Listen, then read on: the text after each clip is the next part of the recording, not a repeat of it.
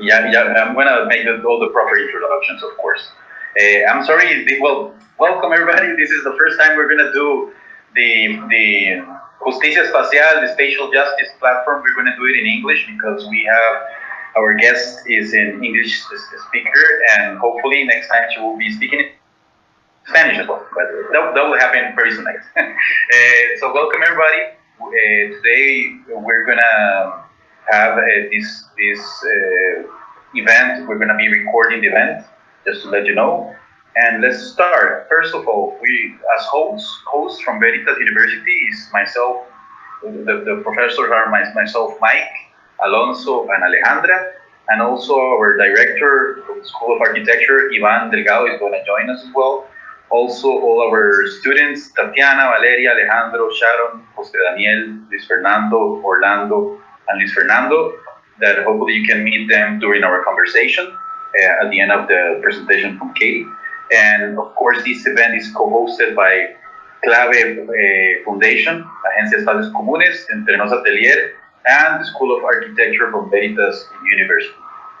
I think, Ivan, are you somewhere around there? Would you like to say something before we start? Hi, hello everyone, and Katie. A pleasure to meet you. I'm just going to say something very brief.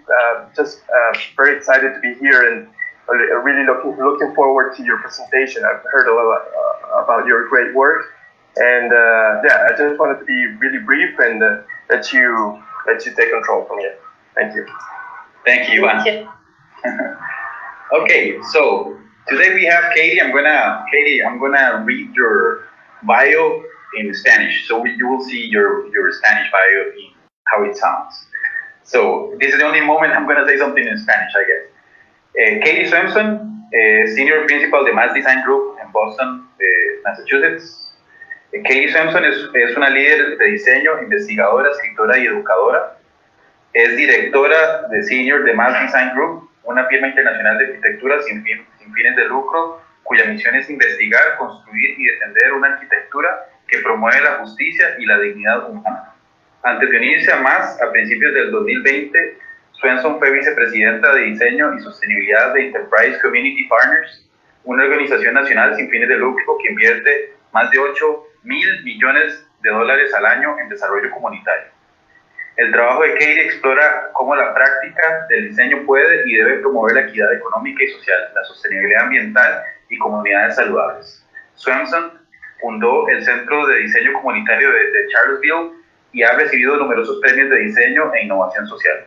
Katie tiene 20 años de experiencia en la aplicación de teoría y práctica del pensamiento de diseño y es una talentosa oradora pública global y líder intelectual. En el otoño del 2020 lanzará 2 libros, Design with Love, at Home in America, y In Bohemia, A Memoir of Love, Loss and Kindness, ambos del Schiffer Publishing. En 2008 fue coautora de Growing Urban Habitats, Seeking a Housing Development Model. Es autora, colaboradora de Activist Architecture, Philosophy and Practice of Community Design and Expanding Architecture, Design as Activism. Tiene una licenciatura en literatura de la Universidad de California, Berkeley, y una maestría en arquitectura de la Universidad de Virginia. Katie es Loeb Fellow de la Universidad de Harvard, fue entrañable amiga, ya visitó Costa Rica hace poco con otra amiga Fellow. Katie, bienvenida, welcome, it's amazing to have you here. I'm going to make a brief introduction about our platform. We're Spatial Justice. We're a design and architecture research platform to understand, share, and develop spatial justice projects through a learning ecosystem that promotes community, multisectoral, and cross-disciplinary agency and exchanges. You can search us in www.justiciaespacial.com. We propose justice, active participation, empathic solidarity, and sharing proposals. Those are our 4 core values.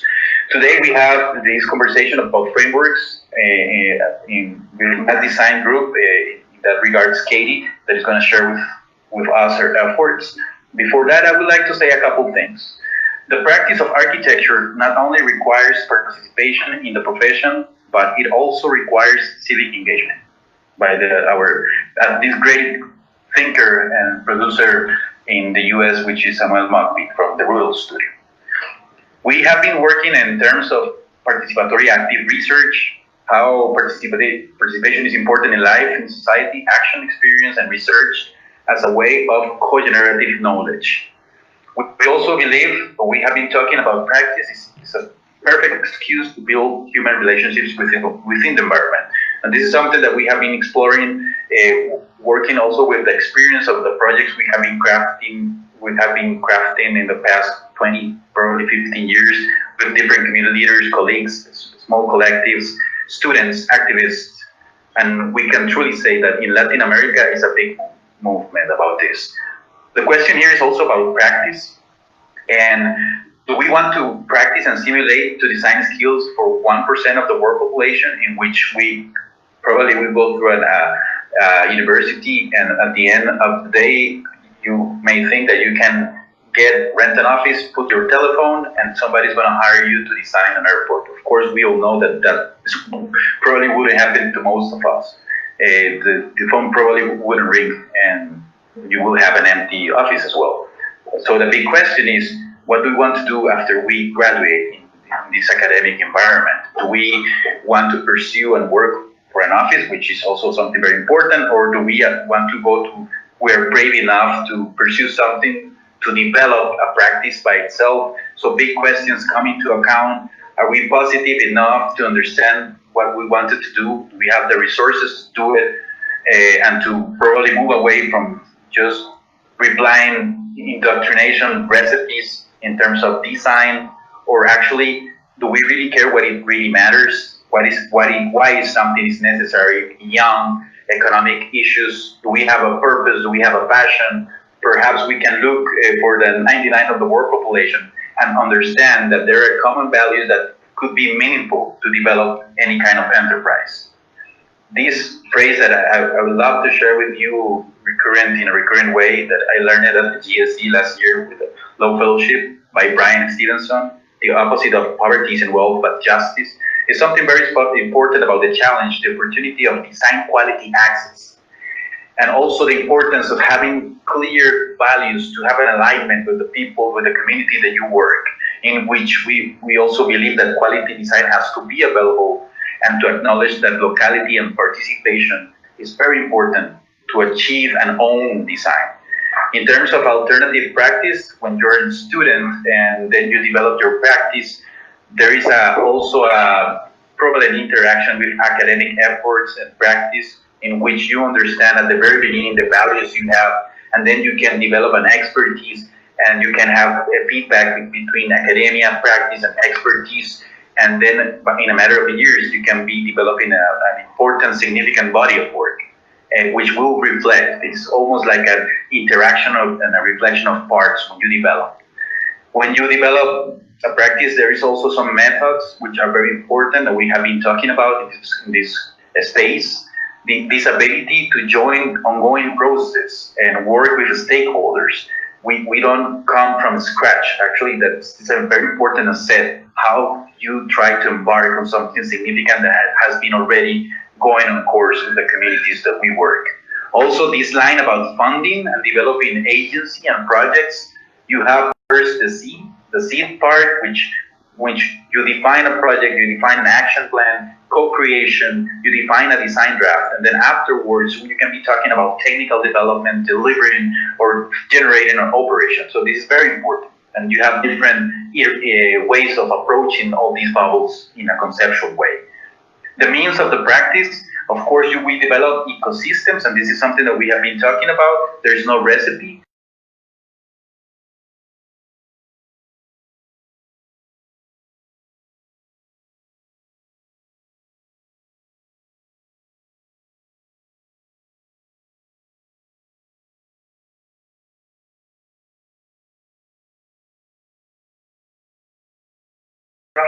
In which you really need to think how you're going to generate an ecosystem to deliver this project, where you have the resources, and this actually generates the question what type of clients you want to work with, that maybe they're willing also to put some resources to develop these type of projects, so you generate forms of alliances with the ecosystem that you're working with. And in a way you can afford risk or try to use resources in more creative and meaningful ways to deliver impactful projects. So by closing these ideas, something important by making a revision in mass design group, there's this phrase that design is never neutral. It either helps or it hurts.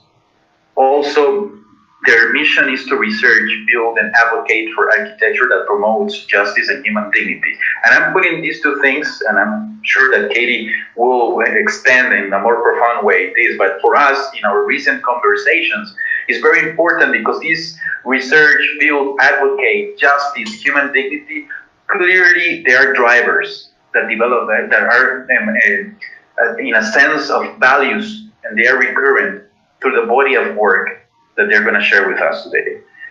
And you can see extensively with all the experience that Katie has accumulated in her years of practice, and you can see this with her recent books. And I feel very proud to show this because this is just coming out of the oven, designed with love for in one side, which I haven't got it yet, but I'm really looking forward to read it, and also in Bohemia that I need to order it.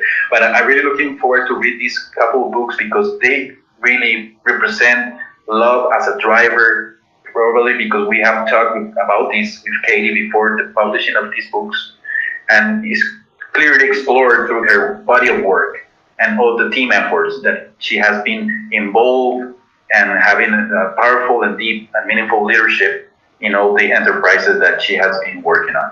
So, Katie, thank you for accepting this invitation and joining us today in this space, and we're really looking forward to hear you. It's all yours, the floor here, Katie. Go ahead.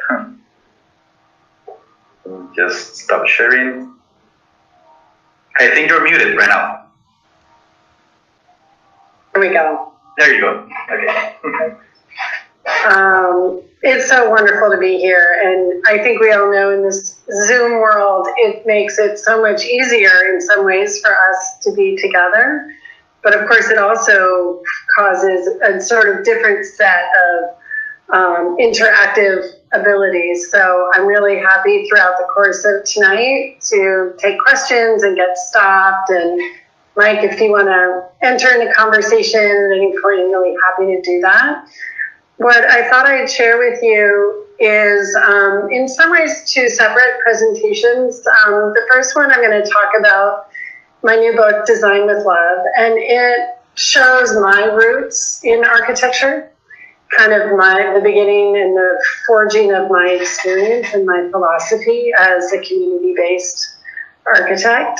And then I'm also going to take some time to delve into some of the incredibly wonderful work that we're doing at Mass Design. So, of course, that can't be exhaustive because there's just too much going on. But I'm going to start there. I will say, yes, these books are hot off the presses. They're fantastic. I recommend you get them. I think Design with Loeb, one of my faculty friends said to me recently, this is the book that my students have been asking for.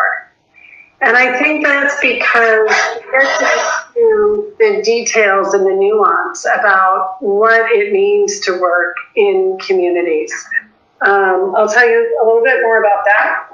And then in Bohemia, this small book is this beautiful memoir.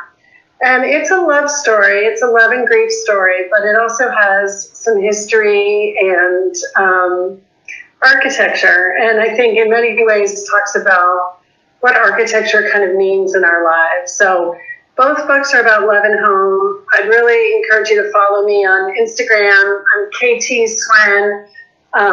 Check me out there and follow along. The Design with Love today, Mike, was #1 in architecture bestsellers on Amazon. So I was very pleased. Congrats. Let's see, I'm not as used to Microsoft Teams, so if I could share my screen. It's below where you have the square with the arrow. Okay. Yeah. Can you do it? Yeah, is that it? Yes. That's it. Yep. Yes. Yes. That's perfect. Okay. All right, let's see if I go, whoops, sorry. I'm not going to do that. I'm going to go into present mode. Okay, so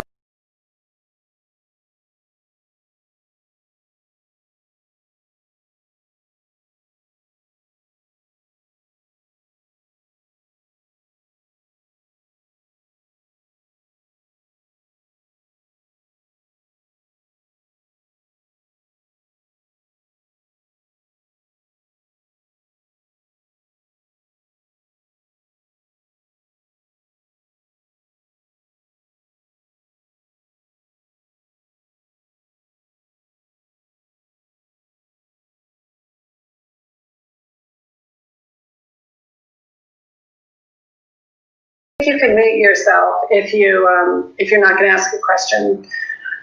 So a lot of this work sprang from work that I've been involved in for 20 years with a program called the Rose Architectural Fellowship.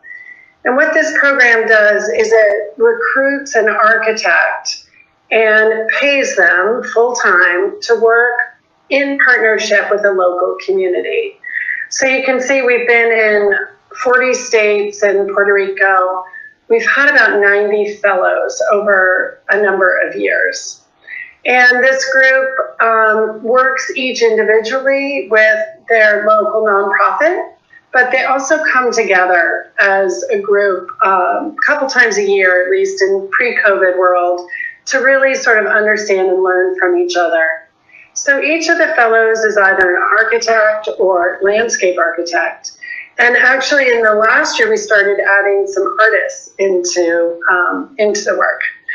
So I wrote Design with Love over just the past 2 years, having done this work over maybe 15 to 18 years. Katie, I did it. Sorry to interrupt you. Are you presenting something right now? Because I only see a white screen. Oh, I'm showing slides.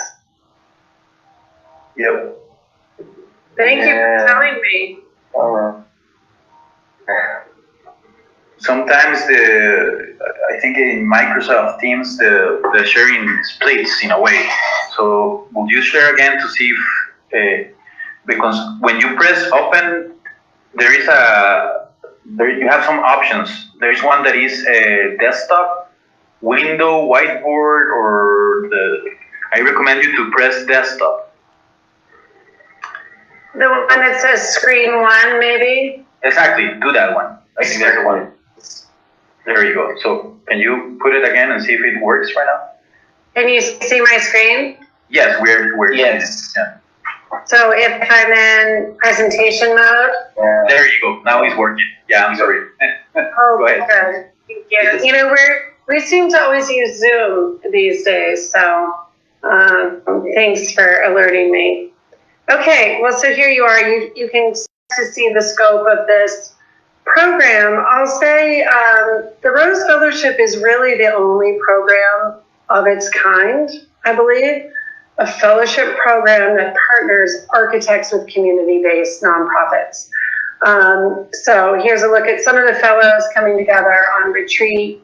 They each work in a local community, but they come together to kind of support each other and form a larger team. Okay, so in Design with Love, out of the almost 95 fellowships that have happened to date, I started to delve into 10 of these fellowships to try to understand what was happening on the ground.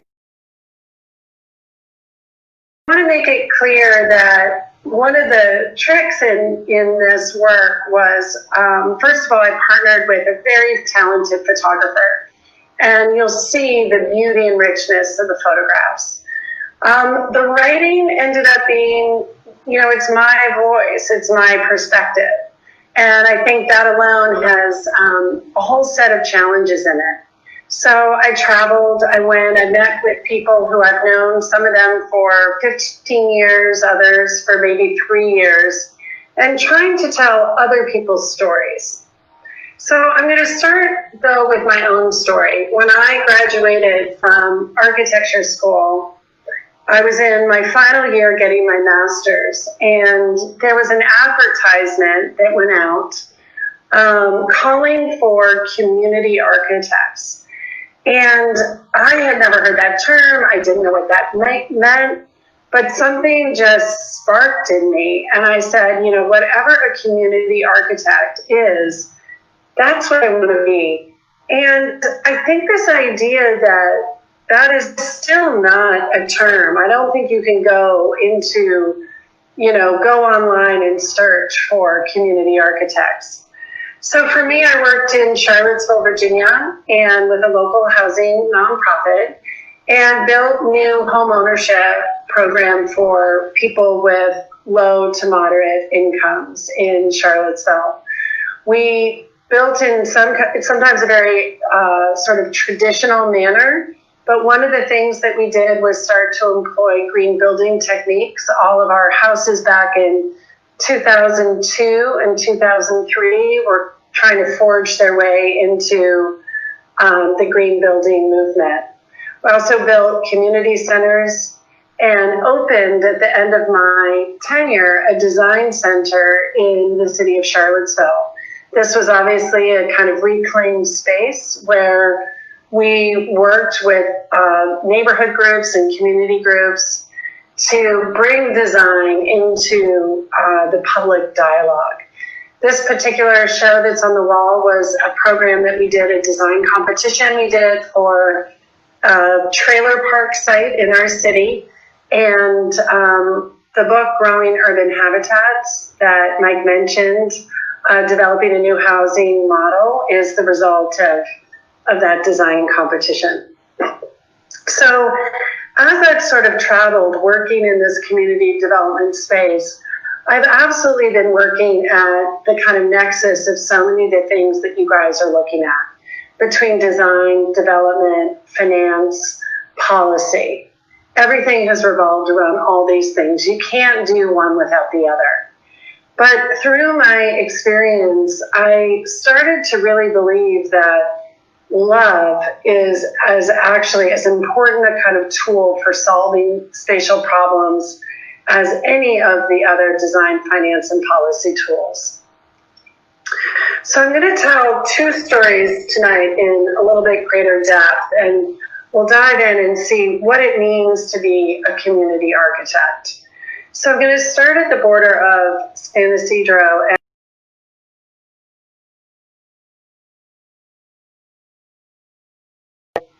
the sort of southernmost tip of the U.S. and the place of the most frequented land port in the entire country. I think it's important for those in the U.S. to understand when our president talks about building walls that, of course, there are already walls in place. So I'm going to introduce you to David Flores, who was a Rose Fellow in San Ysidro. David was in my class of fellows, so we were both fellows from 2001 to 2004. He moved to San Ysidro in 2000, and he still lives in the community now. And he has been doing this community-based work on behalf of his community for 20 years. I think it's really important to understand in part what motivates David as an architect. He was born in Juarez, Mexico, and he immigrated to the United States when he was 9 years old. In 2019, when he was 19 years old, his father was arrested, incarcerated, and deported. So his family really splintered at that time. And David has in many ways spent his life's work working to understand how to help families understand how to live life on both sides of the border. This first project that he worked on the design and development process with Corky Poster Architects is called Las Casitas, and was built back in 2001, 2002. Many of these, this is one of his first homeowners working on this project. You know, so David has this very fundamental belief that families are not governed by borders, they are governed by love. And I think that this drives really everything that he does. So it's important to understand that to be a community architect might mean building as well. So one of the projects here is the opening of a new community design center. You know, in some ways, David had watched me open the Charlottesville Community Design Center, which I just showed. And a few years later, they worked in San Ysidro to open up this design center called The Front. He also has worked to help neighborhoods restore their parks and playgrounds and libraries and everything else that had to do with community needs. David also joined the City Planning Council. In many ways, the border of San Ysidro and the land port of entry has tried to overtake all of the landscape of this small town. And so being on the city council and playing a political role and working on policies of containment of this ever expanding border has been one of the main things that David has done. He also joined in advocacy for the new land port. At the time when the land port was first planned, 30,000 pedestrians cross each way every day, but there was only one port of entry, one pedestrian entry, the east entry as it's now called. So he advocated successfully for 2 pedestrian facilities. One of the other important things that's happening in San Ysidro is air quality. With the increased border security, cars are backed up from the border of San Ysidro and Tijuana all the way on the U.S. side to San Diego. It used to be that the border control coming from Mexico to the U.S. was more rigorous, but now it's also rigorous going from the U.S. to Mexico. And so there's an enormous amount of pollution in this area. So David has partnered with the University of Washington and San Diego State to undertake air control measures. Most recently, they're so thrilled to be opening this project designed by Teddy Cruz and Fona Foreman called Living Rooms at the Border. This project was actually designed back in 2001 and 2002, but the complexity of getting a small program, which involves only 10 units of housing, but other community facilities, including the relocation of a church and into a larger sort of stage and community center, has been very difficult from a policy language. So David says, I think, this really interesting comment that we're going to keep coming back to tonight. He says, architecture became for me a mission to help change the experience of the border, of a border community that should highlight the best of what it should mean to be a binational citizen. So in the book, we look at a number of different communities, including 2 Native American communities, one in South Dakota. Mike, you were going to come on this trip with me, I remember. So sorry you didn't come with me, but this is Thunder Valley, South Dakota, in near the Badlands, they call it. And this land belongs to a Native American tribe, a Lakota Sioux tribe. It's also, however, one of the poorest communities in the United States. They have some of the absolute worst of all social outcomes, from poor health to alcoholism, and you name it, they rank worst in the country. And all of this is, of course, because of a long history of colonization that has not only taken this land, but also taken culture, language, history, autonomy, craftsmanship, all the things that kind of have made this society what it is. But there's an incredible effort among many of the local contemporary Lakota Sioux people to take back their lands. And right now they're in the process of rebuilding a kind of regenerative community. They've been asking themselves the question based on their Lakota spiritual values around interdependence, question around if we could build a community that reflected our values, the values that we see in our spirituality and our religion, what would it look like?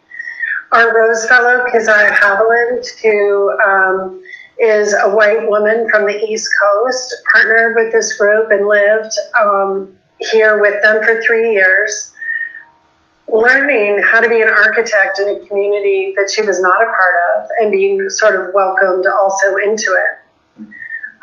This project not only was about certainly building the architecture and design of the houses and the community centers and other things that they've built, but also about building local capacity. This is a new Native-owned construction company that has been building all of the work here.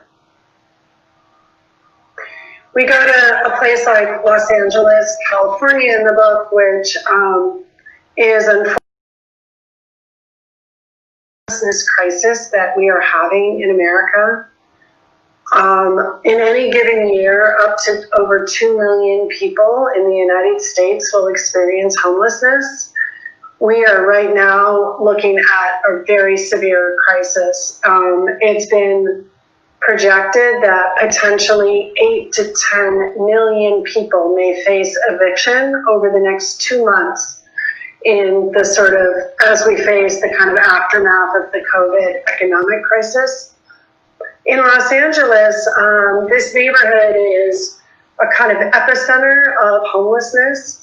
In fact, in the 1970s, a group of planners and advocates for the poor came together to create a 50-block neighborhood that is specifically for indigent people. And it has a different set of planning guidelines. This is Teresa Wong with her baby, who's now almost 2 years old. Teresa was a Rose Fellow. She was a GSD grad. She went to be a Rose Fellow with Skid Row Housing Trust. And she worked in this neighborhood for 6 years. They have really tried to use architecture here to create a sense of dignity. The director of the Skid Row Housing Trust, Mike Alvidra, says, beauty cracks open the door. And I think this is a really important kind of understanding about part of the role that architecture. This project, Star Apartments, is 102 units of supportive housing for formerly homeless people with a range of supportive services. It's designed by Michael Maltzin Architecture. It's a really amazing building, in part because you can see that there was an existing storefront, one-story building at grade level. So they built a modular a steel structure with modular units above it. And what you can't quite tell in this picture is that there's this outdoor space, 1 floor above the street level, which is really a wonderful way to provide a kind of safe form of outdoor living for these residents. We also go to Atlanta, Georgia, which in many ways is home of the civil rights movement, but also a place where in income inequality and other inequities by race in America are particularly prevalent. This is the neighborhood where Martin Luther King lived as an adult, but also a neighborhood that has been in sort of the shadow of downtown and experiences the kind of elements that we've seen through redlining and other race-based policies. The book goes to Seattle, Washington, and you meet Joanne Ware, who grew up as a Taiwanese American in the International District. She left Washington State to go to architecture school on the East Coast, and the Rose Fellowship allowed her to come back to her home community and work in partnership with the Asian Pacific Islander community. Emily Rausch Elliott and Michelle Stadelman are working in Greenwood, Mississippi, in the Mississippi Delta, part of the country that in some ways has been almost completely forgotten. Joseph Kunkel is a Native American architect. He's a member of the Northern Cheyenne tribe in Montana. He partnered, though, with a different tribal group in New Mexico and was able to work there for 5 years, building in many things, including this housing development. Joseph now runs the Sustainable Native Communities Focus Lab for Mass Design Group. He's also an Obama Fellow. Yakima, Washington is a place where we look at housing conditions for farm workers. So the last story that I'm going to tell you about the book, and you can read the rest, is from Baltimore, Maryland, with this cover photo. Baltimore is a city that it's near Washington, D.C., but in many ways it feels like the South in the U.S. It started having severe racial profiling and investment and disinvestment in neighborhoods starting in 1910. So the result has been many boarded up homes that are left into first disrepair and then get demolished. On this particular block of West Baltimore on Saratoga Street, out of 45 homes, only 8 are owner occupied, and the rest are either empty or slated for demolition or already torn down. So in this context, a neighbor who lived on the block started to get very impatient.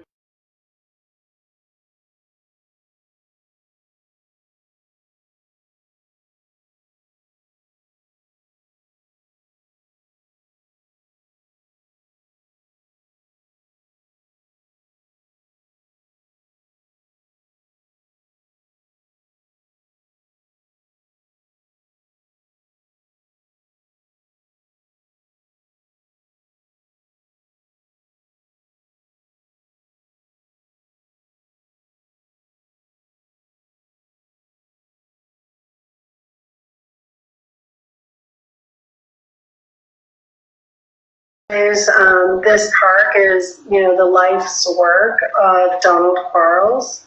And I think for Daniel, he has understood that his work is about fueling Donald's vision. He is bringing the drawing capacity, the doing capacity, the funding capacity. But it's really been sort of Donald's vision that has made this park possible. Looks like my slides are a little bit out of order. So I'm gonna end there with Design with Love, but I want to return to kind of this concept around love and why we call it that. I think what I've seen is that in all of these communities, the values and the core mission and passions of the local people who are trying to create the kinds of communities that they want for themselves and their neighbors. These are the drivers.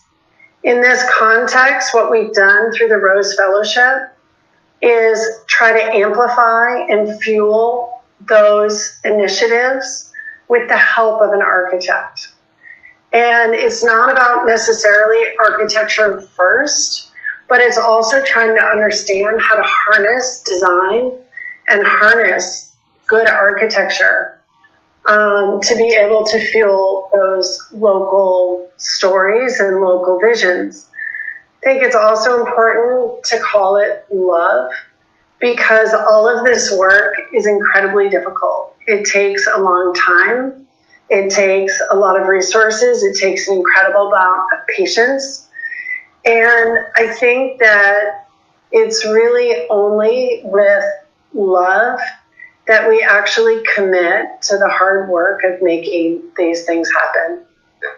And I think that the last reason that we call it Design with Love is going back in part to Martin Luther King's concept of what he called the beloved community. I'm going to try to, am I still sharing? I don't know what I'm sharing now. I don't mean to be sharing. Right now, no, it's only you right now. Okay, I can't even see myself, so I'm talking into the void. So, Dr. Martin Luther King Jr. had a concept of what he called the beloved community, which was an aspirational idea. But in the beloved community, he said poverty, hunger, and homelessness would not be tolerated. And it occurs to me that at least in the US in 2020, poverty, hunger, and homelessness have come to actually be expected. And I don't know that architecture can solve that. That is not to say that I think architects can abdicate responsibility for being part of the solution. But I think that architecture and architects have to be in service of a larger mission.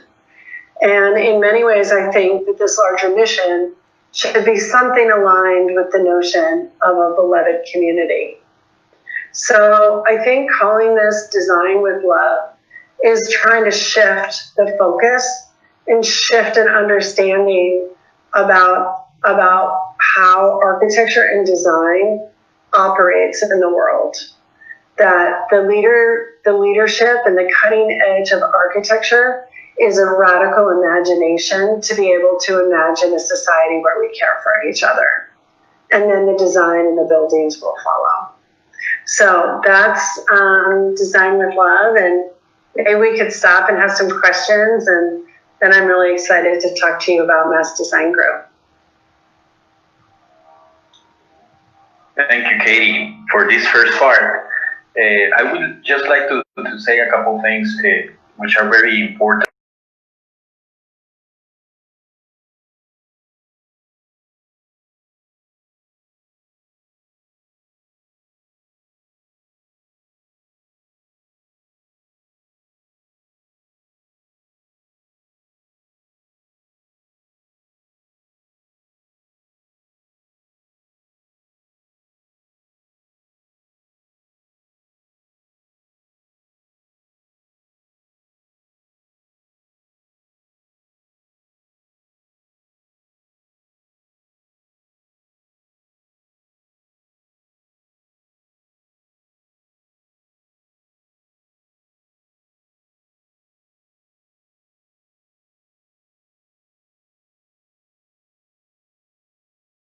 Only the physical part is really meaningful, and this is something that we really need to be talking in a critical way. And these drivers that amplify or fuel this hope of doing architecture that harvests the good of the local visions, I think it's very powerful to reflect about those divisions. And I fully appreciate those inputs that you're providing to us.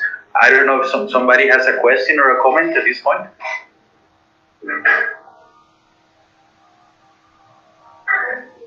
Don't be shy. Preguntas, questions? Can't see anybody. Do you guys have your cameras on? They should. Si pueden prender las cámaras.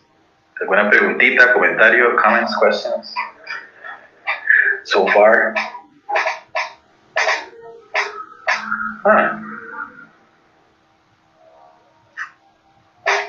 Very shy. We have a shy. Okay. I'll make one more presentation, but only if we can have a conversation afterwards. Otherwise, we, let's do this. We're all in this together. So I'm happy. I want to talk to you about Mass, but I'm really hoping afterwards we can have a conversation.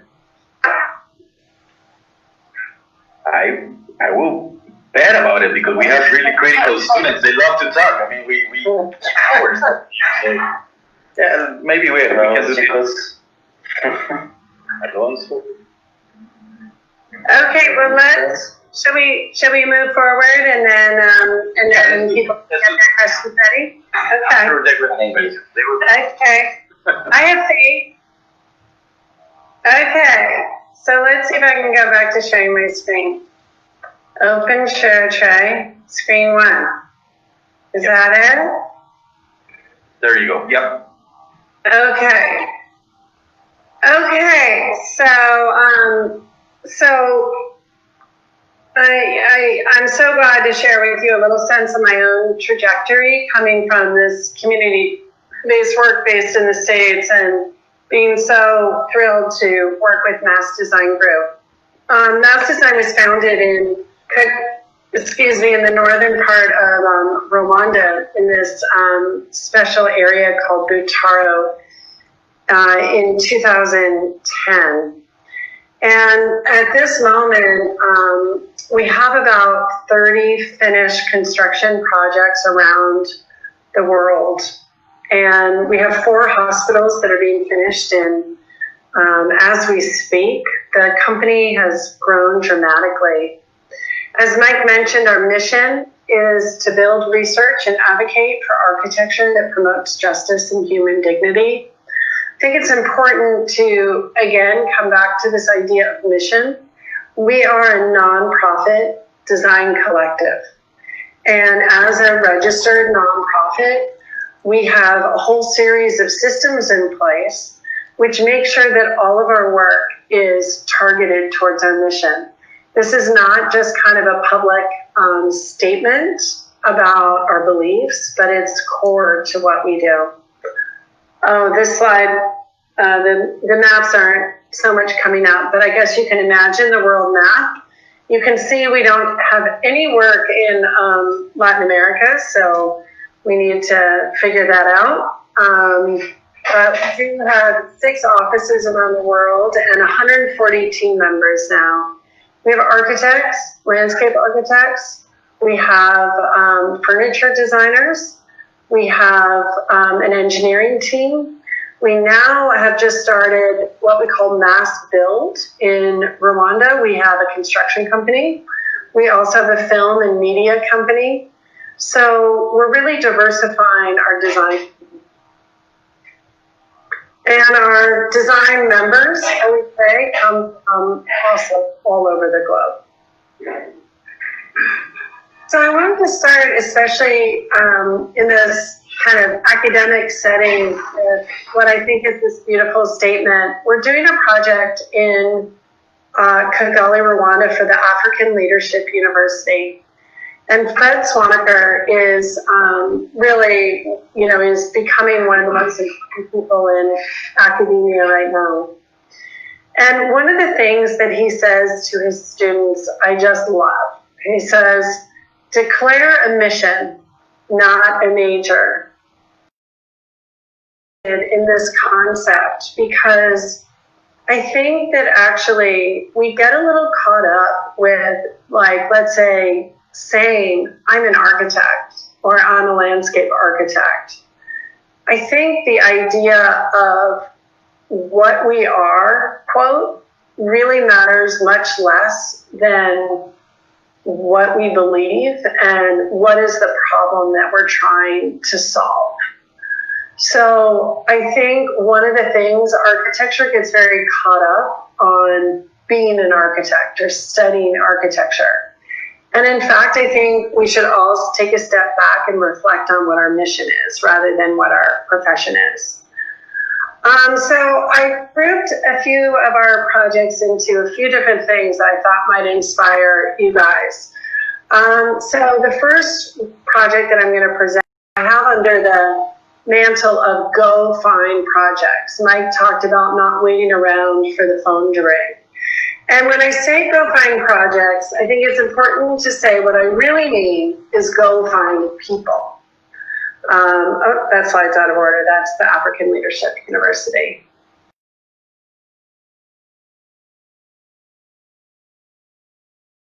one of the people who we pursued at Mass was Brian Stevenson. Brian Stevenson had written Just Mercy. He had been doing extensive research about lynching in America and the connection between the lynching that happened in America until the 1950s to the current state of incarceration, all through the thread that he called racial terrorism. And he had a big idea, but he didn't have any spatial tools to solve them with. And what he understood was that that knowledge and showing that knowledge is really power. So he started doing this research project where he was documenting lynching throughout the South. I think they're now up to over 5,000 names and stories. Meanwhile, in the southern town where he lives in Montgomery, all of these dots are actually markers of the Confederacy. So we in America have chosen to memorialize and bring into public memory the Confederate South, the slavery South, not the other side. So we worked with Brian to help bring his vision for a memorial that would have a kind of architecture that spoke a memorial language in many ways, but that was a memorial for victims of terror. I think it's quite remarkable when you approach the memorial. It has some of the language of column and plinth and roof that you see in so many of the kind of traditional memorials. But as you approach the memorial, you realize that these are not columns, in fact, but they are suspended. And you experience this memorial in a very visceral way by confronting the reality of stories and people's names and counties, but it also has a profound physical effect on you as you enter into the memorial.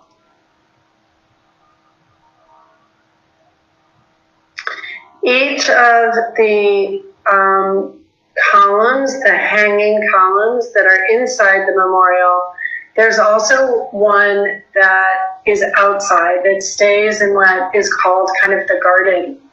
And the idea here is that each of these markers represent a different county in America.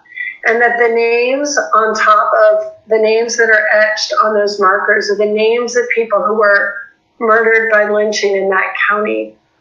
So part of the memorial is a centralized place to come visit, but the other part is the ability for each of these communities to bring their memorial back to their home when they have done a kind of reckoning with their history of racial terror. In some ways, the first project that we did with EJI, though, was very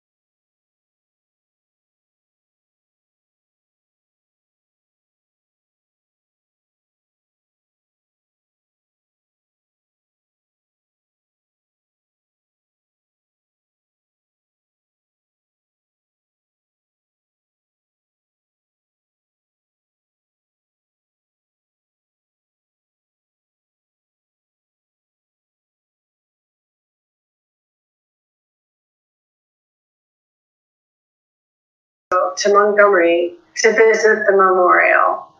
And they found mass and cornered us and said, we have a project that we'd like to engage you with. Both of their sons were killed by random gun violence, in this case in the streets of Chicago. But what we know in the US is that we have 100 gun-related deaths per day. That's 700 gun deaths per week, 3,000 per month, and that almost half of all Americans know someone who has been shot. So we have heard these numbers, and one of those two moms was named Pamela Bosley, and she's has been advocating on behalf of victims of gun violence for almost 20 years, and has been frustrated that numbers have not been able to kind of tell the story. These slides are out of order. But we started in on a memory project with these two women that started to tell stories about the people who were lost. And people brought objects, and we did this kind of object collection. We've been doing it across the country, where people are bringing an object of a loved one to share a story about them. And then each of these objects is built into one of these houses that was designed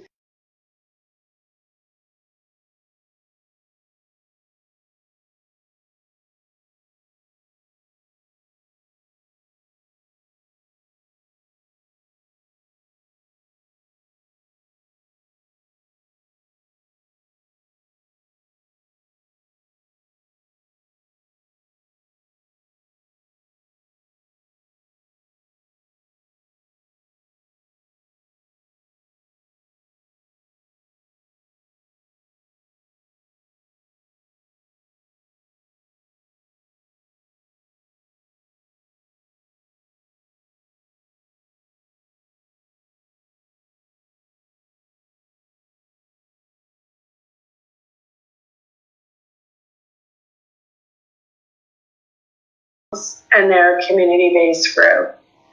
And yet, as architects, when we face the facts of gun violence in America, we're compelled to do something. And so it has become on us to take on this kind of vision and organizing. I think another really important thing that's happening in our world right now is the idea that Mike brought up at the beginning, that buildings can hurt or they can heal. And I think right now we're understanding that buildings have been making us sick. And there's a reason why we're all at home, why we're not able to gather back in our schools and public places, why all the office buildings in New York City are empty, because we haven't been designing buildings that promote our health. So we've been radically confronted by this, and like many of you, I'm sure, I know things happen later in Costa Rica, but in Boston, the COVID crisis really hit in March of March of this spring. So we all moved home on March 12th, and on Monday morning, March 15th, we got a call from one of our partners, Boston Healthcare for the Homeless. Again, a partnership that we've worked with for many years. And they called and said they were going to put up tents that afternoon or the next day to treat and test their clients. And so with 2,000 adults in shelters in Boston, all of a sudden they had to accommodate this. And they said to us, will you have a look at our plans? So we were able on that first day to essentially do a 12-hour kind of charrette with them to not only design, but design the construction and implementation to get these tents up the next day. So you can see that this article is from the Boston Globe on March 17th. So in 2 days, we redesigned the tents and put up these temporary shelters. Over the course of the next 4 months, we took this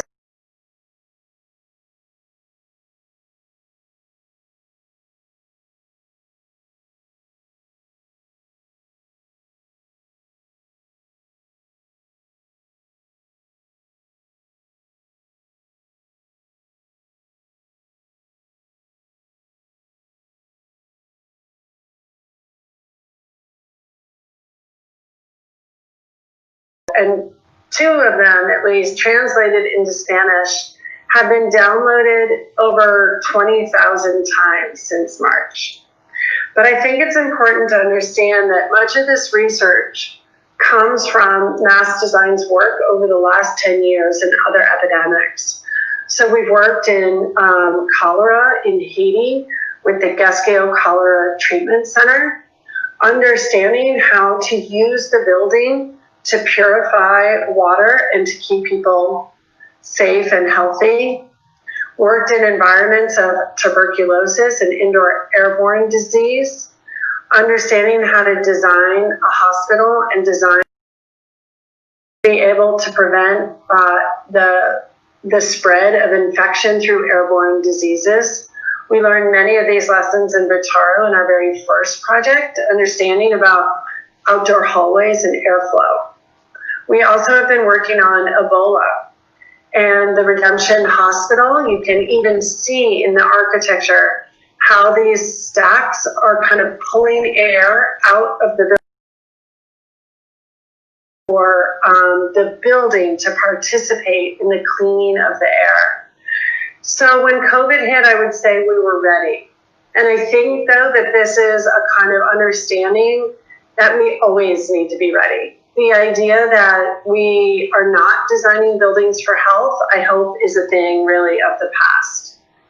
Now, one of these things that has been just fascinating really is understanding the healthcare system in the US.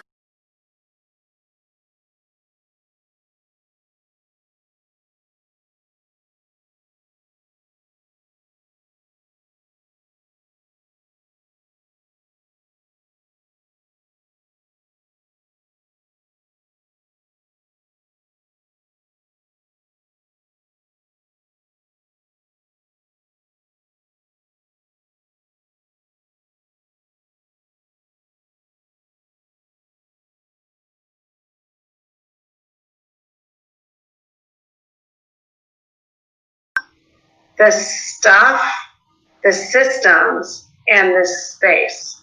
So we know that we need like PPE and all of the things that are the kind of stuff. We need the systems, the staff need to be trained. But what about the space? What we understood, we worked with doctors, put on, you see this doctor, John Bobocalis here. He's got a GoPro on his head, and he's walking our team at Mass Design through the wards, and he's describing what he's seen. We asked different doctors and nurses and practitioners to, on a plan of the hospital, describe to us which spaces were clean, which is green, which spaces are, warm, which is orange, and which spaces are red, which is obviously where the COVID patients are. So I think you can see from these diagrams that the space itself is not communicating what it needs to communicate to the medical professionals. We thought of this as spatial literacy. We don't only need to build our buildings, we need to build them in a way that they can be owned and operated in the way that makes sense. So here we are trying to diagnose and understand how to bring spatial cues into the hospital setting. And we came up, and all of this is on our website, we came up with these strategies to try to organize the hospital space and adapt these COVID wards. And all of this is happening during the height of the COVID crisis. So I also think that we need to keep in mind this idea that architecture can love. My slides am I going out of order? Let's see.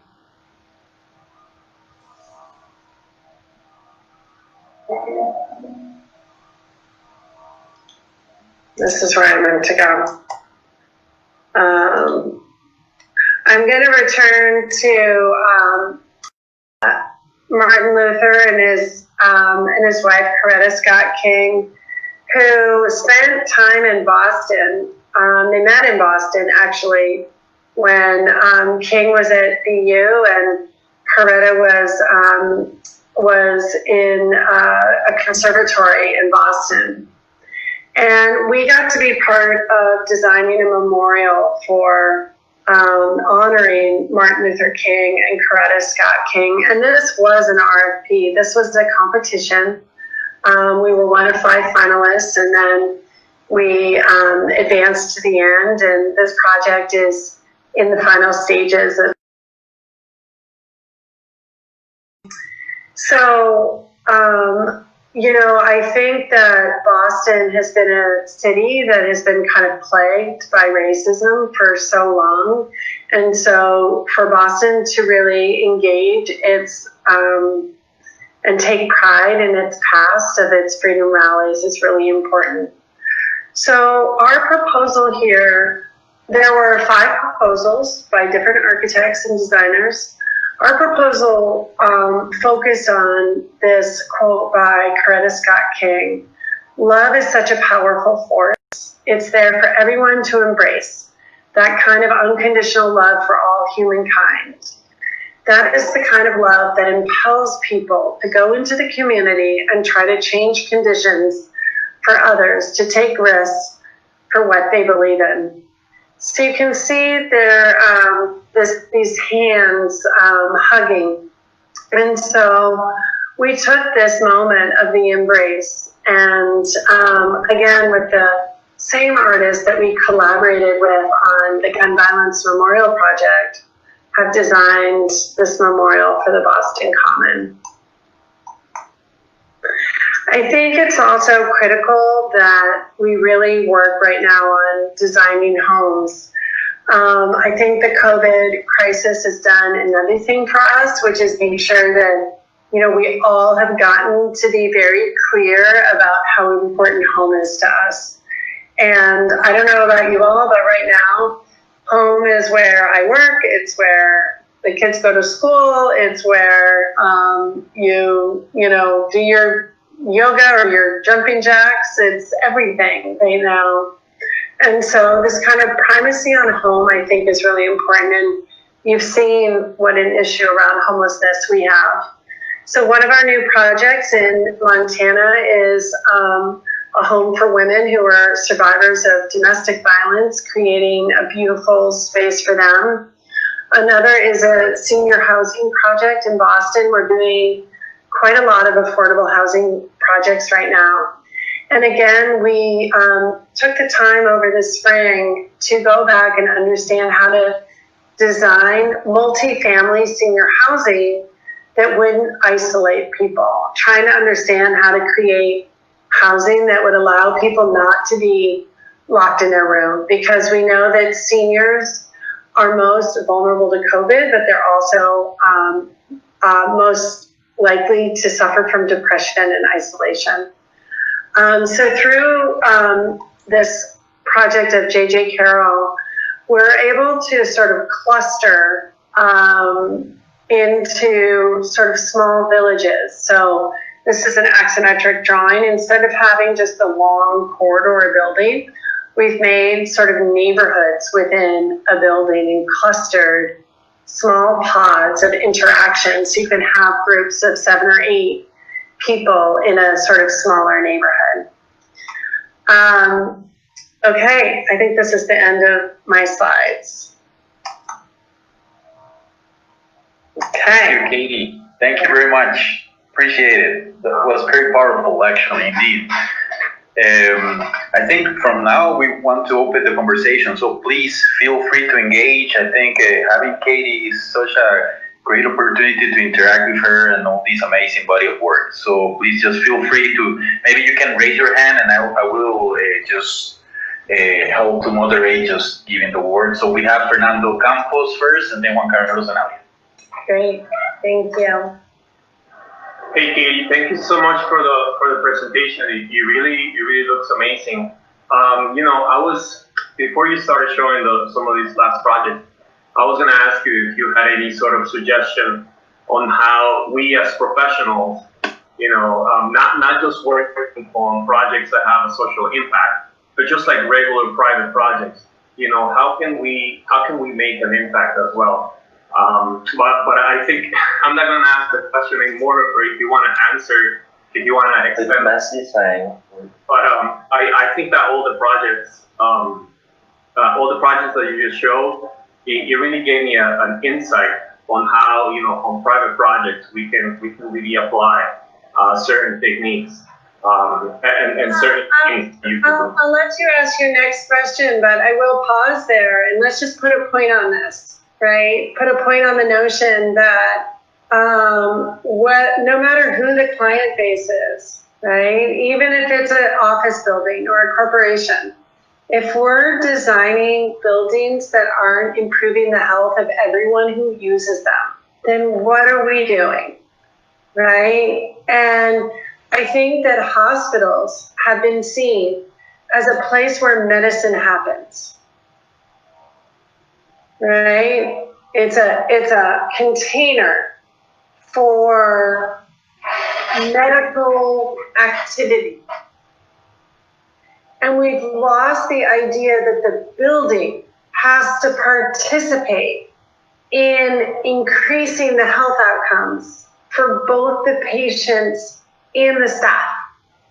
So we can't see our buildings as being neutral, as a container. They either hurt or they heal. Every building. We'll put a pin on that. But go ahead. You might have had another question. No, I didn't have a follow-up question. Again, if you wanted to expand a little bit on what you just said, but I just want to say thank you. You really gave me, a very, very good, very ample insight on how to approach, not just your typical projects, but every sort of project. Thank you so much. Thank you. Thank you, Fernando. Juan Carlos. Hi, Katie. I kind of feel that engagement and empathy are skills that are, we think, kind of lacking in architectural education now. So when we see this profile of a community architect, as urgent as it seems, it feels a bit contradictory to traditional architectural education now. Do you feel that when you're working when you feel like architects are deviating from this kind of focus? Is this traditional training in schools kind of taking us away from this kind of thinking, this kind of purpose of the professional?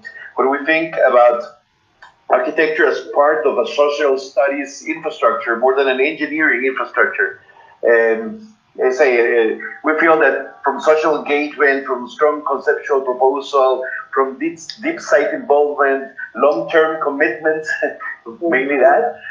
So sometimes I feel like our profile as a professional is kind of not coherently working from these needs. What is your experience with this? Like getting out of school, these people are getting into this foundation, mainly about the first part of the presentation that you see. Sometimes you feel like, are these architects? They're having a tough time getting into this kind of thinking, this community architect thinking? Yeah, absolutely. So let me think how to answer this. The first thing I would say is starting with the Rose Fellows, we get, for every one Rose Fellow, let's say we have a class of 5 fellows, we get about 150 applicants. And every applicant says almost the same thing. They say, I came to be an architect because I believe that the built environment has an impact on our lives. And that I want to be part of making the world better by improving the built environment. Almost all architects get into architecture because they believe in the power of design, they believe in the power of place, they believe in the power of beauty. But most of them also get into design because they have an interest in the people who are experiencing that, right? It's not devoid of. There are people there are people in our world. It's only in our renderings and our models that there are no people. Everywhere else in our world, there are people. So many people, I think, are frustrated with architecture, but the Academy continues to perpetuate the kind of language and systems which, continue us in a direction where we've become, I would say, practically irrelevant. Architects serve a tiny proportion of the world's buildings now. I think it's like architects work on like 1% or 2% of all buildings really involve architects. And the decisions around infrastructure that we make don't involve architects. So I think we've given up. We've ceded the market to developers or to, whatever. And meanwhile, we use in school, we like to use these words. I don't know, what are some of the words that we use in design critiques? You make a insertion or an incision in the city. These kinds of words that are cool and crisp and kind of maybe cruel, right? But that somehow get us into a competitive zone.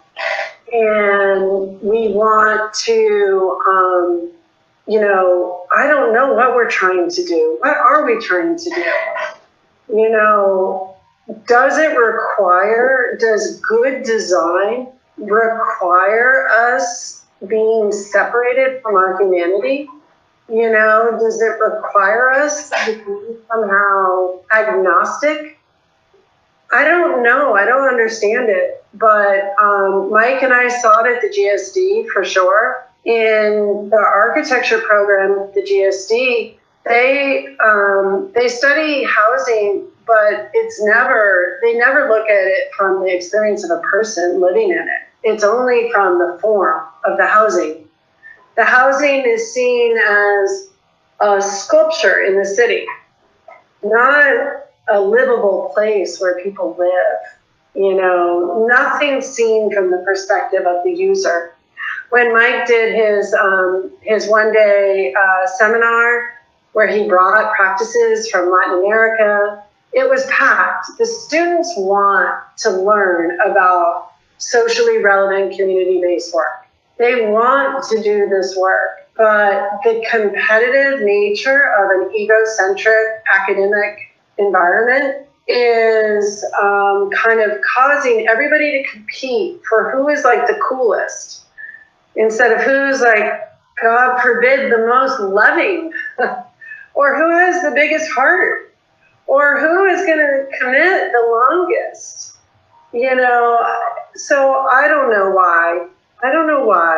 Why don't we just change it, But I think that, it's part of why I wrote this book, Design with Love, and I've heard from faculty, we're teaching it at the GSD this fall, faculty saying this is actually a book that my students want to read because it's talking about not an architect's community compass, but what does it mean to be an architect in a community?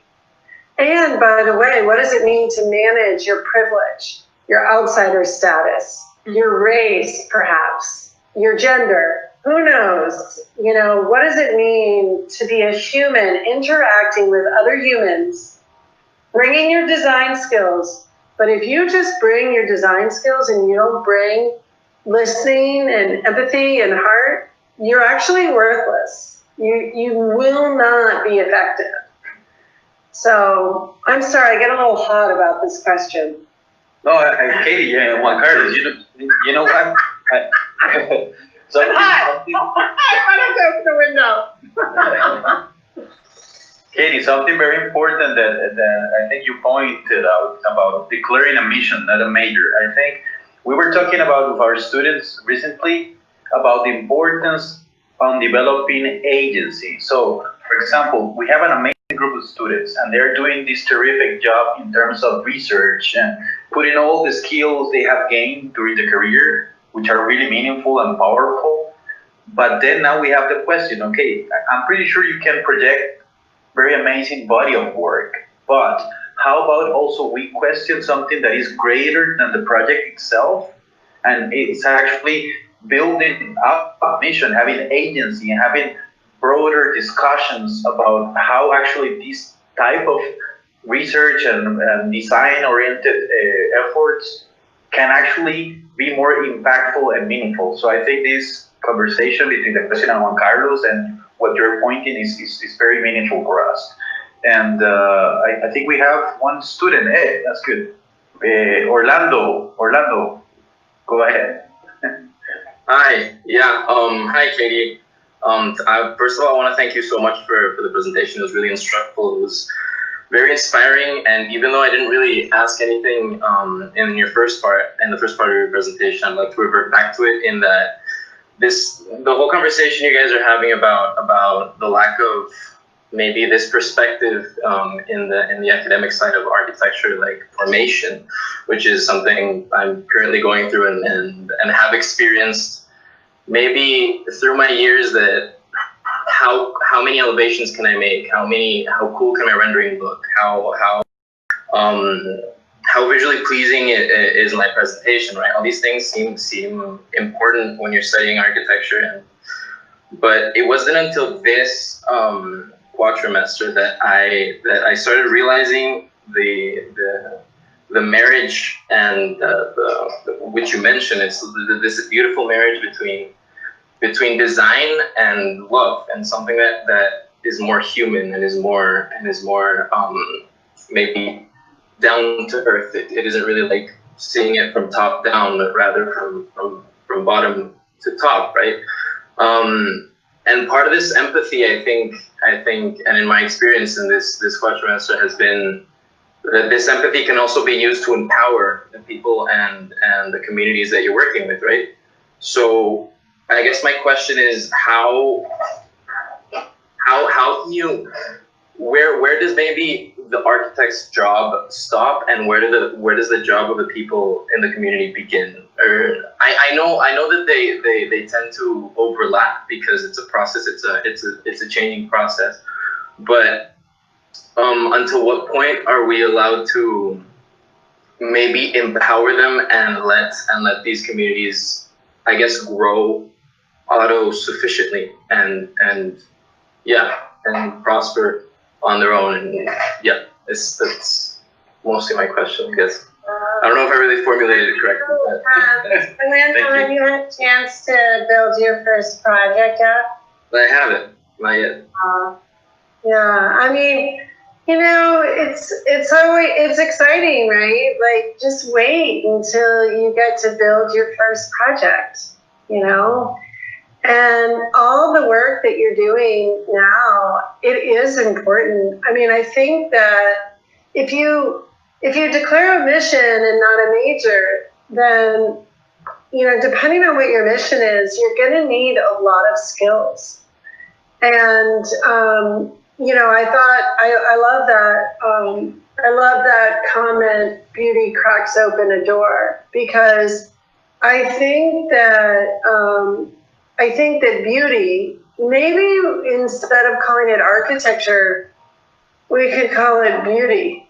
Maybe we just change our words. So, what happens if you help bring beauty to a community group, right? So you're talking about like empowering a local community, and absolutely, like, you can be their scribe, right? You can listen to them, you can take notes, you can reflect back what they said. But as an architect, you have a chance to do that and start to give vision and beauty to their ideas. And, Donald Quarles in Baltimore had what I watched happen in this relationship between a community member who had no skills in design and who had lived on the same block for, he just turned 60 and he moved there when he was 8 years old. And he had never seen another place practically, right? But this block of Baltimore, all he knew is that there were shootings in the neighborhood, there were guns in the neighborhood, there's junk everywhere, and he was sick of it. And he just wanted to clean up the lot.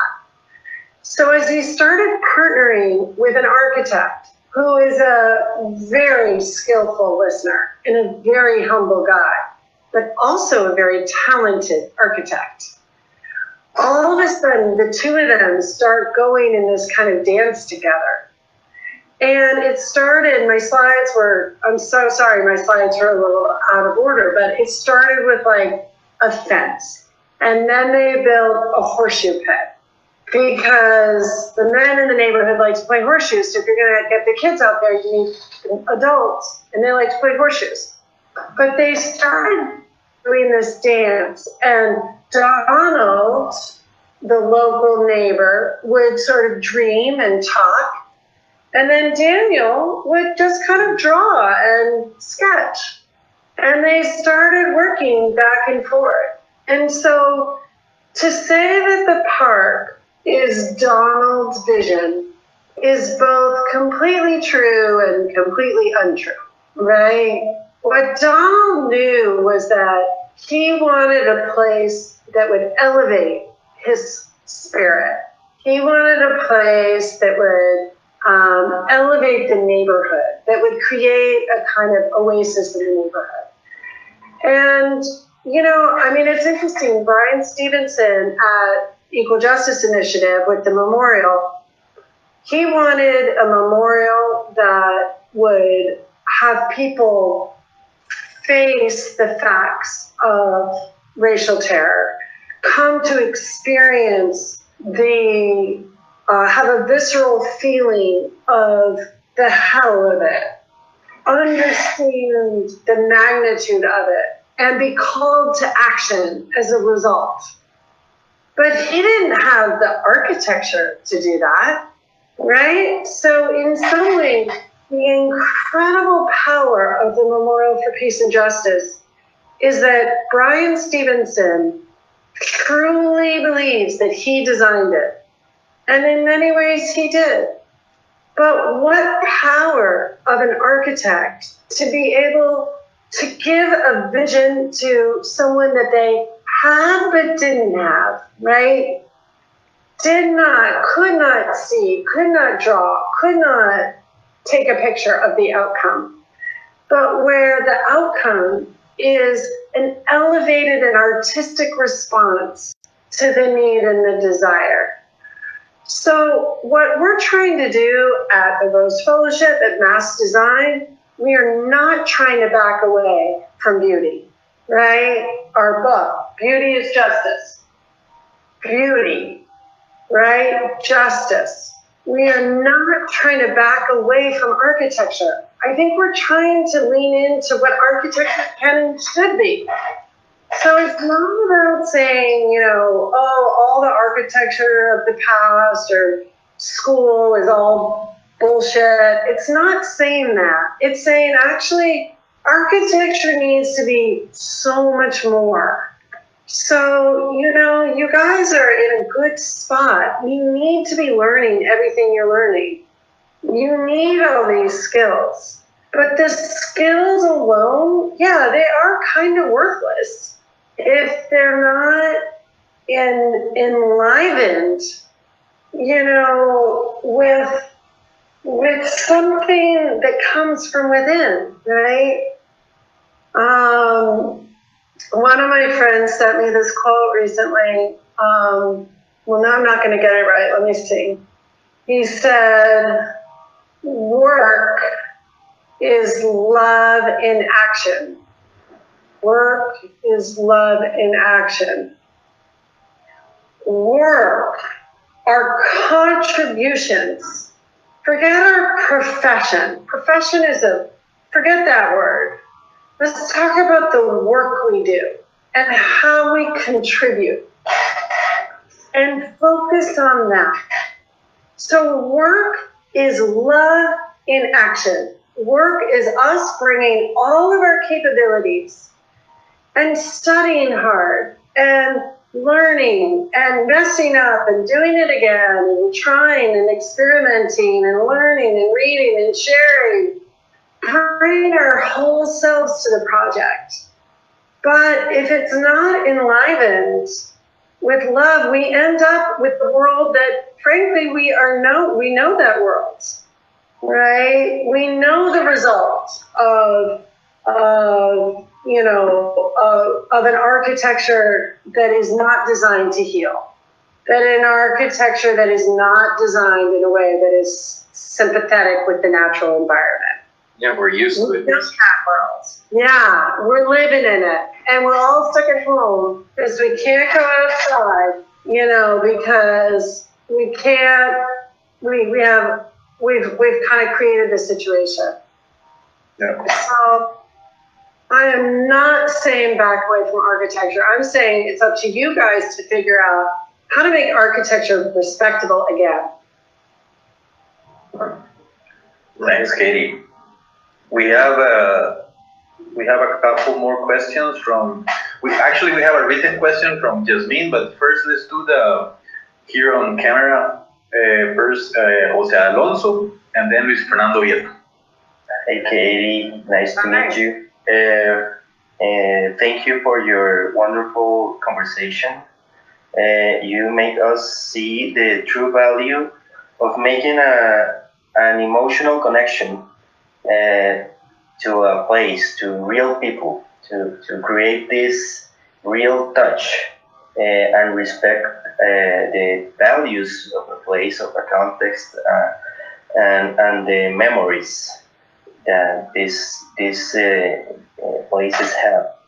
And I have a question with this point, and it's about this construction, this design of an experience in a COVID situation, when you don't have the same resources, or a place don't have the access to resources like technology, like internet, like hardware or software. And how do you make this emotional real contact?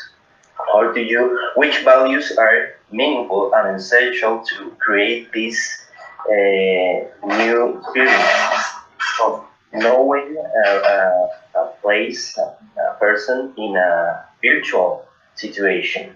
That is something that we are facing in this moment, and it's new for us and for everybody. And I want to know which values do you think that are essential to consider in this new design of experience, making a new contact with people. Thank you. I actually today we had a mass team meeting at lunch today, and we were talking about Zoom presentations. And I had asked Michael, you guys have seen Michael Murphy's presentations, I hope, and he speaks so much, and I've been speaking quite a lot, and I asked him, I said, help me, like, how do you do it? And he was just like, it's the worst.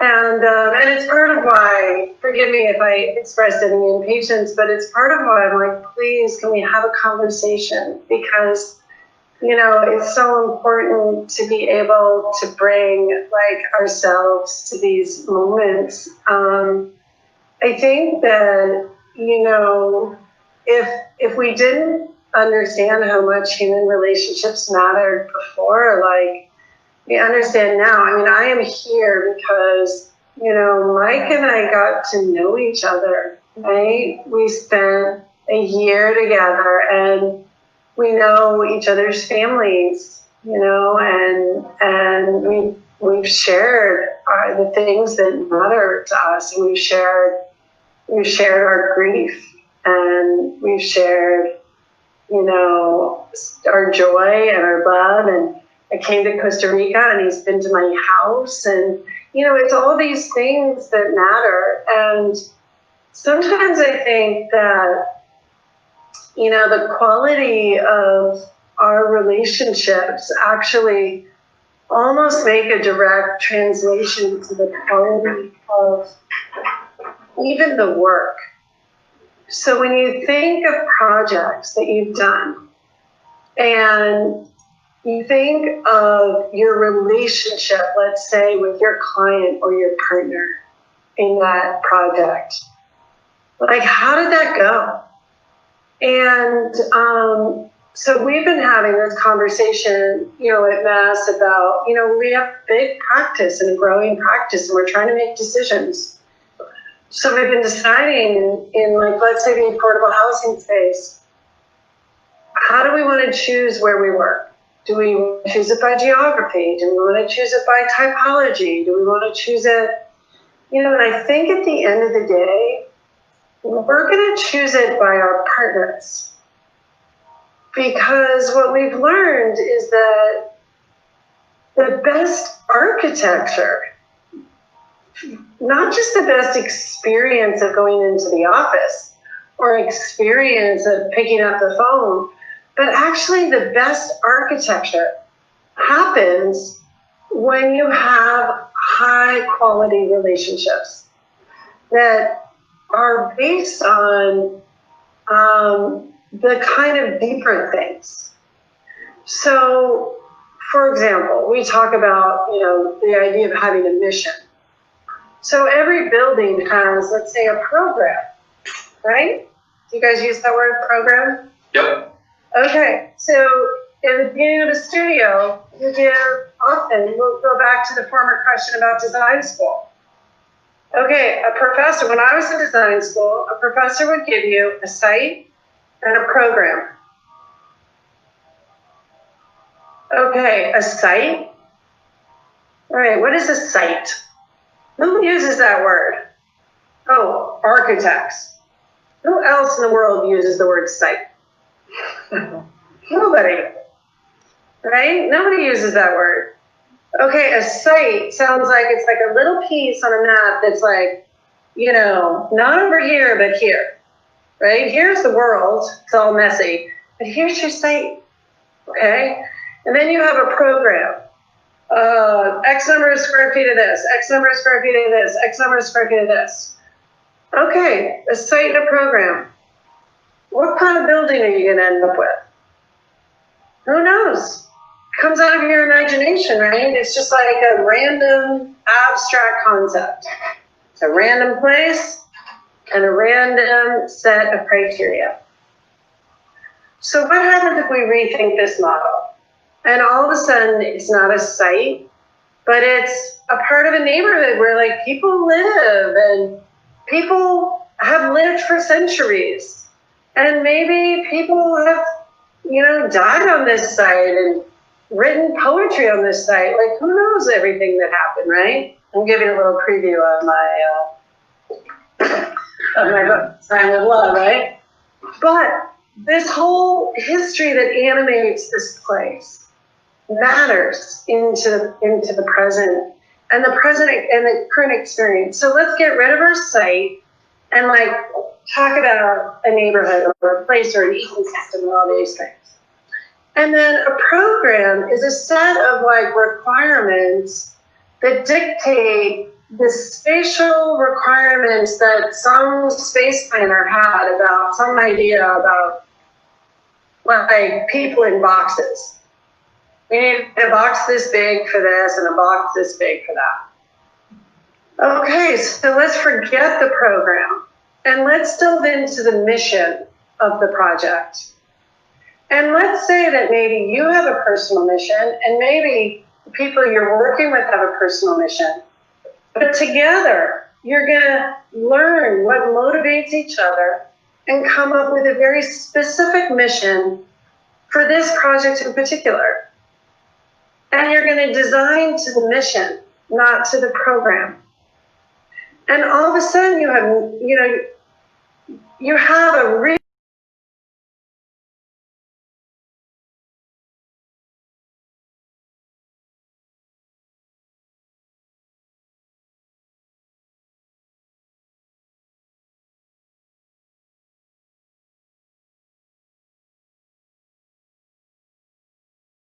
ideas of dignity or ideas of porosity or transparency or whatever it is. You can still use some of these fancy architectural terms, but let those ideas of transparency not just be about, like, I don't know, a pane of glass or whatever, but about some kind of other human interaction that the building will animate. What kinds of human relationships can a building animate? So I think we can do it, but we need to reframe a little bit in our minds. And, you know, and to some of the earlier questions too, what I hope that Mass is proving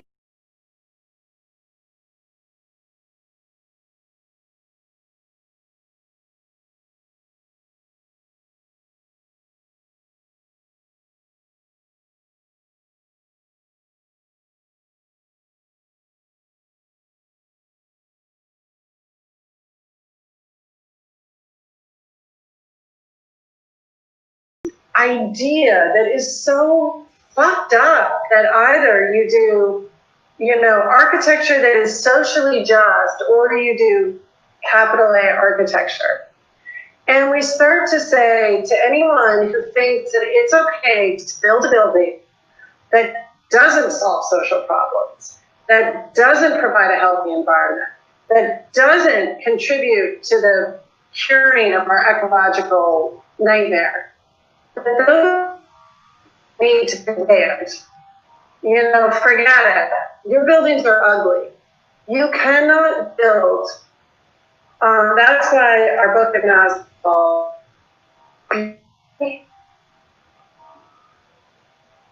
and we say is justice. You cannot have beauty where there is not justice. You can't. You can't. You know, you have a beautiful couple and the husband's beating the wife. No, they're not beautiful. It's not beautiful, right? It can't be. So what we know is that we know these things. We know them in our heart and in our lives, and we know them in our relationships. Why do we leave all that at the door when we go to school of architecture and put all that away? Yeah. Katie, I have a couple of questions. I have one written. I'm going to read it to you, and then I will leave Fernando Vieto also to ask the question, so maybe we can take these two.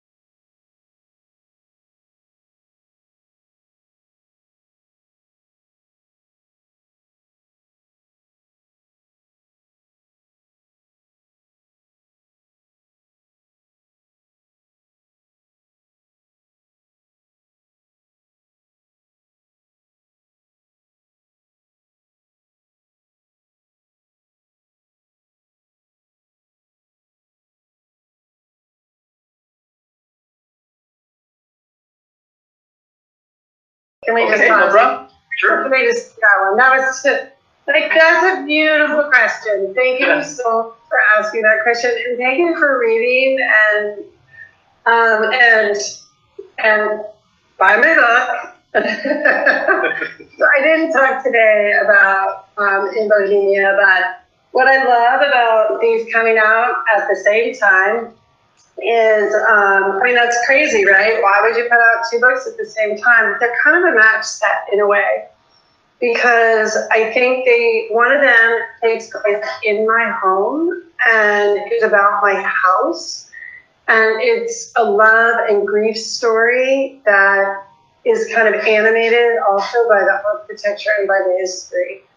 So I want to say, absolutely, I've been thinking a lot about home, and in another article recently, I was asked by Madam Architect, is a online journal, and they were doing a segment called The Expert, and so I had to like choose a name for myself.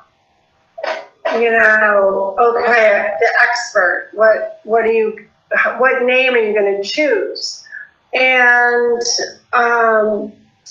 so I decided that I called myself a homemaker. So in English, the word homemaker, all lowercase, all one word, speaks almost exclusively to a female who keeps the house. A mother, a homemaker. I don't know what your word is for this, but we call it a homemaker. It's always female, and it's always about a woman who tends to the domestic realm.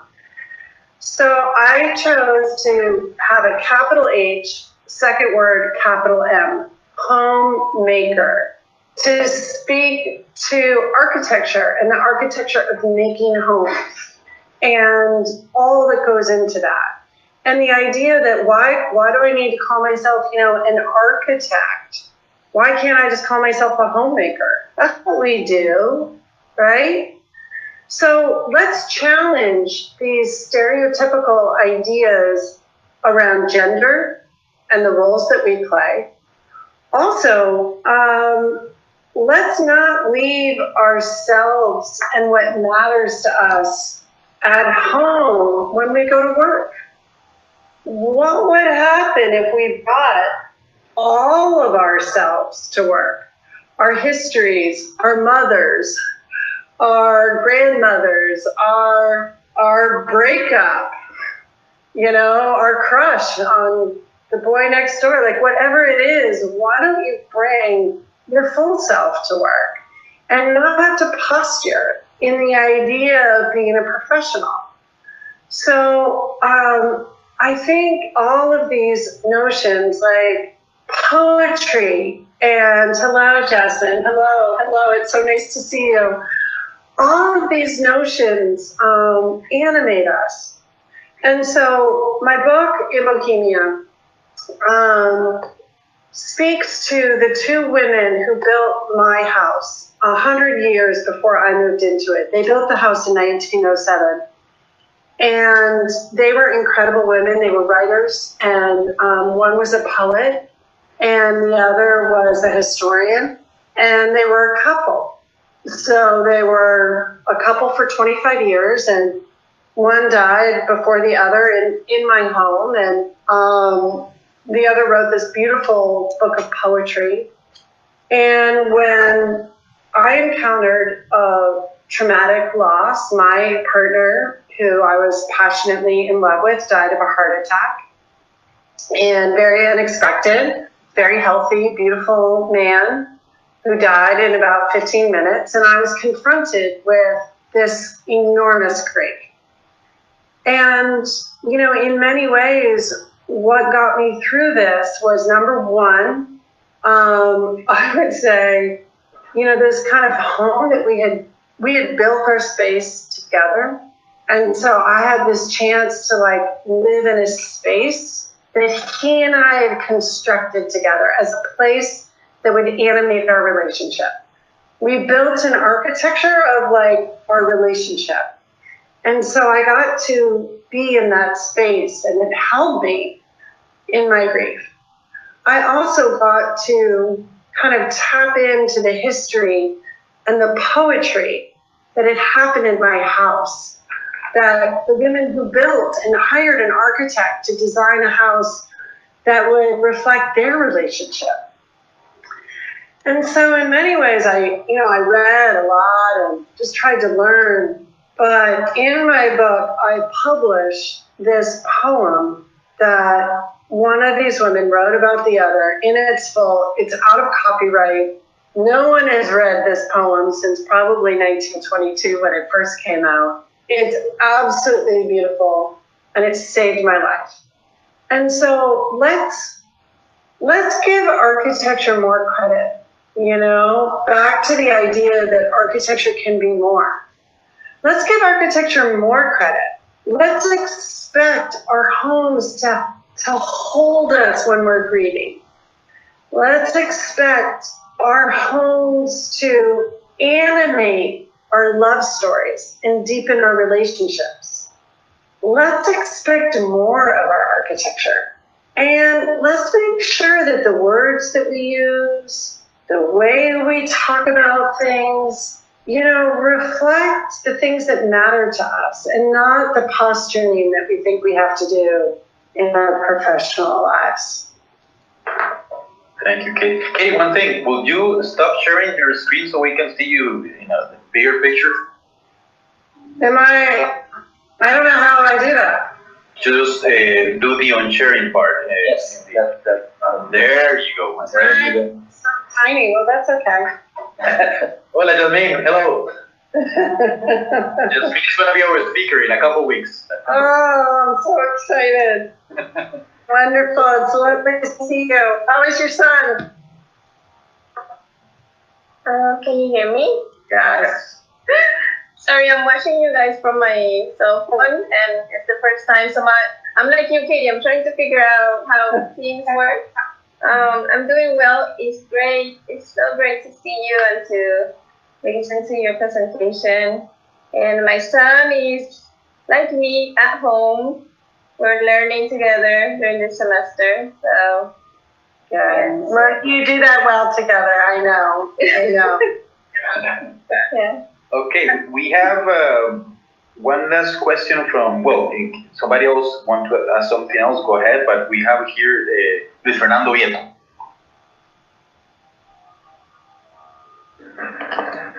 Yeah. Hi, Katie. Really nice to meet you.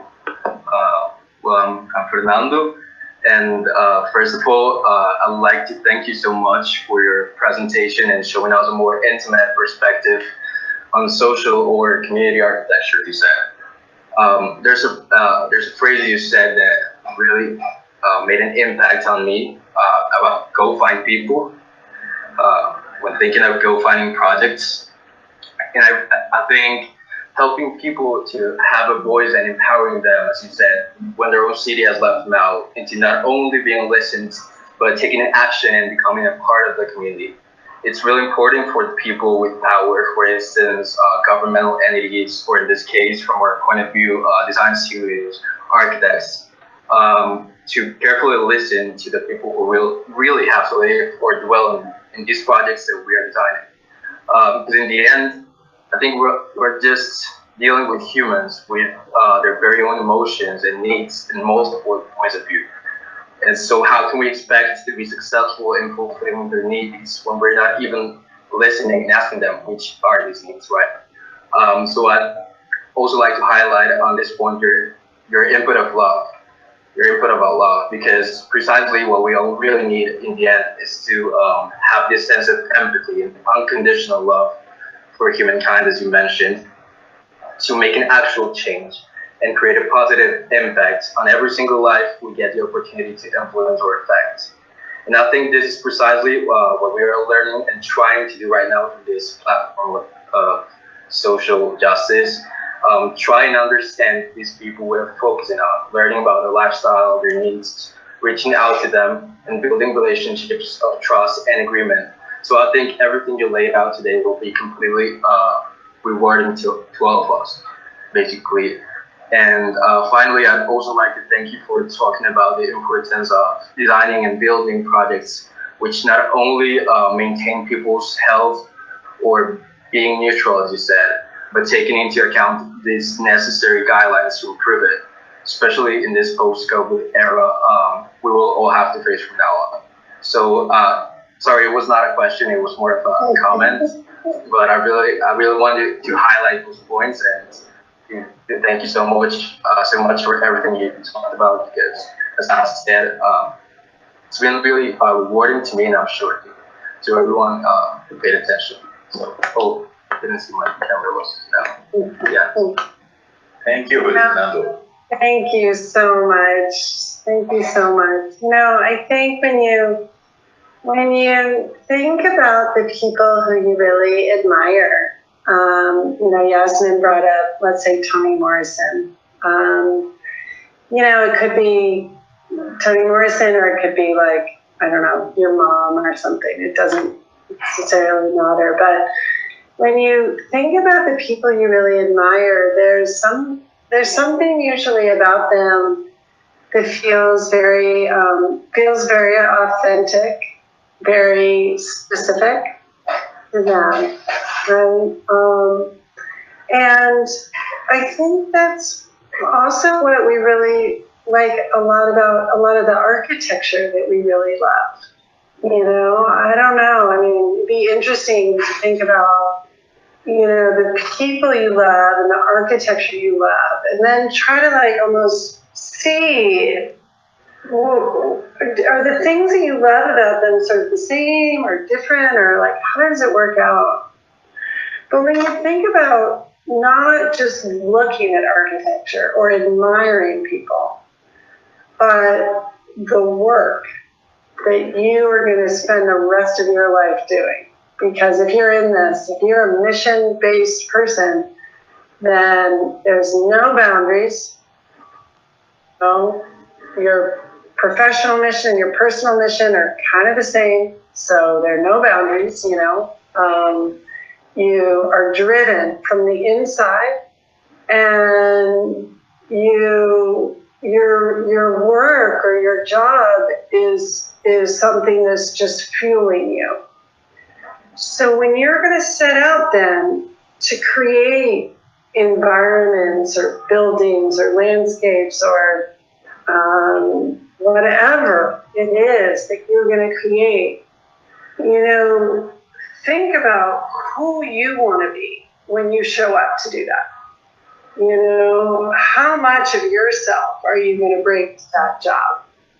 When Toni Morrison writes a novel and you read it, do you wish she'd left a whole part of herself at home? Or are you so grateful that she brought her whole self to that page? She is a highly skilled writer. And she, I am sure, did research for hours and months and years. She brought all of her technical skills. But it's also all of her passion and heart and desire to see positive change and desire to lift up and reveal that makes her work so powerful. So as an architect, bring it all. Bring it all. Don't do a building that's devoid of all that stuff. Don't write a novel that is devoid of all that stuff, right? That's called a textbook, right? Or I don't know, maybe even textbooks need to be written with more heart. Maybe there's no place we shouldn't be bringing our heart and soul. But so architecture is about people. People make it all happen. People have the values that determine even where the money flows. There are people making those decisions. What projects are going to advance, what projects are going to get funded, who's going to get chosen, how's it going to work. Every single part of that is about people. So, number one, we always know you have to start yourself.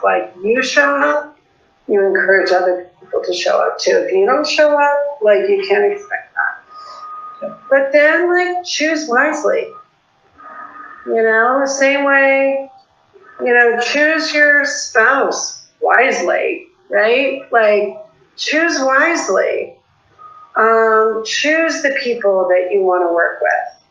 When we got so lucky to choose someone like Brian Stevenson to work with, that's, okay, it's like the Toni Morrison of our day, right? It's or Paul Farmer, who we've gotten to work with in Rwanda. The idea, the fact that Mass was able to work with people like Paul Farmer or Brian Stevenson has changed the DNA of our organization because of the immense power, and I mean real power, of those individuals. But we find those people everywhere, right? In all sizes and scales and denominations and, you know, everything else, right? So some people are better known or bigger or whatever, but it's always the people. So thank you so much for allowing us to kind of, you know, come back to that again and again and again, and this primacy on always, you know, doing the work. You know, when Mike and I were at the Loeb Fellowship, it was in many ways, I think it was designed, the fellowship was almost designed to be like a break from the hell that is work and career. It's like this idea that like you're supposed to work yourself to a frenzy and then you need a break, you know, and we did need a break, you know, but we also entered into this space where we had each other. We were able to build these relationships. We had a coach. I don't know, Mike, how much you so we had a coach who was helping us connect our personal journey with our professional journey. Yeah. And, you know, that was as important a part of this sort of fellowship experience as any other, was a chance to kind of step back and know that you're only as good as you are, like, good in your heart and your soul and your mind, you know, and showing up with each other. So yeah, that was my part of what my experience at the GSD was, having a coach, having a cohort. We need that in all of our experience of our schools and our offices, because I think it lasts. Those are the relationships that last. Thank you, Katie. Thank you very much. Anybody else want to jump in with last comment or question? It's 10 o'clock already, right, in Boston? No, you're in New York, right? You're in Brooklyn right now. I'm in Brooklyn. Oh. Brooklyn, baby. Yeah. All right, Katie, I'm going to make the formal closure of this event, and I'm going to share the screen very, very quickly just to do the present you our certificate of being thankful with you for sharing us this time. So this is emitted by Veritas University. It's in Spanish, but okay. It says that we present this to Katie Swenson. Thank you for your participation on this conversation on frameworks, and it's organized by the platform Spatial Justice on October the 15th, and it's signed by me and Ivan Delgado, our school director. So Katie, many, many thanks. I don't know, I think that the comments from our students are really representing what I think most of us, we feel and we believe, that this is a very inspiring talk. And you have wisdom, my dear friend, you have a lot of wisdom, and I am so glad to see this wisdom being, you know, like, where is my book? Or somewhere around here, but seeing this wisdom as evidence in book, it is very powerful, because now that's something that is part of the commitment of we as I don't know, as citizens, as thinkers, as, you know, having agency also means that this body of work, like putting things as evidence, as important as a book, helps people to understand in a deeper way how we think and how we can connect ideas. So thanks for that as well. And yeah, Katie, thank you for your time. Thank you. So nice to meet you all. Good luck with the rest of the term, and can't wait to see where you get to at the end. But it's really been a pleasure. Thank you.